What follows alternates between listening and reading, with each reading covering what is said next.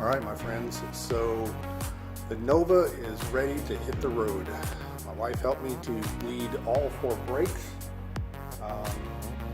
and I think it is ready. The emergency brake does work now. I don't know if you remember from my last video that I had a problem with that, but it seems that those pistons in the back calipers got to be pumped up, and then the emergency brake works like a champ. So I am getting ready to drop it down off the lift and fire it up, check that I have brake pedal, and go and take it for a ride and do the break-in. So I got to read the instructions. There's a lot of steps that I got to go through for the bedding of the pads onto the discs. So I'm going to read that, go through that, and then we'll see you on the road.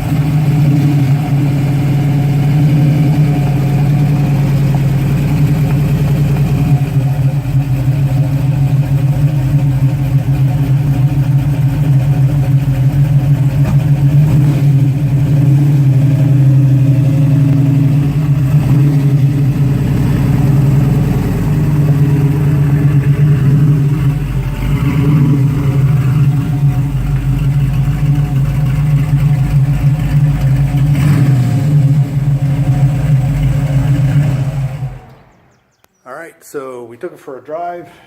Brakes are working really good. I'm a little concerned though that they seem to be slightly engaged. I checked the temperature of the brake lines. They are hot, even with all of my shielding that I put on there. But this guy is fairly hot to the touch. Almost to the point to where I can keep my hand on it there, but that's too hot to keep my hand on it there. That's just a shade warm. I can actually keep it on, my hand on it now. Maybe my hand just cooled it off a little bit, but so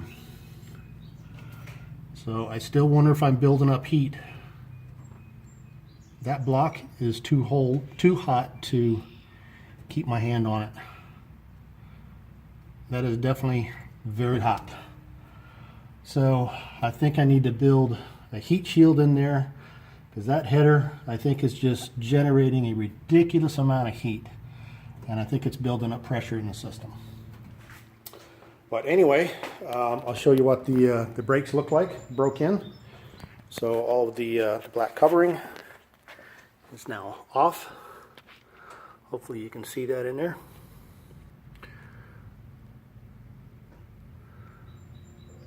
So that actually looks really good.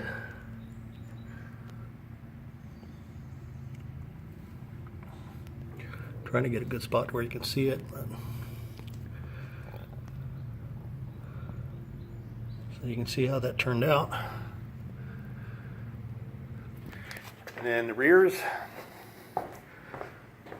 are already nickel plated, so no real change there, but you can see that they are looking a little shinier. So those turned out good as well. Sorry if I'm not getting a good angle here.